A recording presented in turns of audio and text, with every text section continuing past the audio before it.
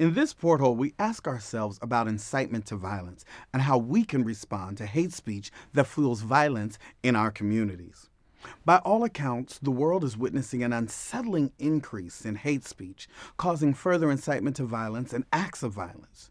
You and I need to know that international law supports our rights to free speech and prohibits any speech that incites violence. Hate speech that incites violence is always out of bounds. On behalf of their citizens, governments have a responsibility to prevent incitement to violence in their own societies as well as in other societies.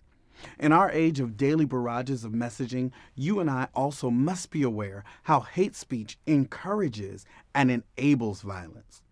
In our families and in our communities, we play a key role in shaping responses to hate speech. Clergy, politicians, bus drivers, community leaders, students, journalists, mechanics, teachers, all of us have a role in recognizing hate speech and the incitement of violence all around us. People feel unsafe in the face of violence, especially as incitement to violence targets people and particular communities. In the last century, we have learned that there is a connection between serious cultural disrespect and the extreme, uncontrolled violence of genocide. Violence is slippery and can escalate by degree. The major genocides of the 20th century did not take place as spontaneous instances of violence. Instead, they erupted after disregard, disrespect, and antagonism, sometimes over the length of centuries, led to infernos when ignited by some crisis or some new incitement to violence. These infernos can sweep across whole peoples and societies. These violent eruptions are not just in the past, but they are rising across the world even as you explore this website. Atrocity crimes, such as crimes against humanity, genocide, or war crimes, often begin when hate speech targets people and communities as the cause of problems within a particular society. People in groups so blamed are called scapegoats, and all societies create them. Monitoring the creation of scapegoats and preventing and countering incitement to violence against them is essential, especially when tensions are high. Governments, like all religions and faith, have a role in responding to hate speech and incitement to violence. All people can work together to influence the behavior of those in our own communities.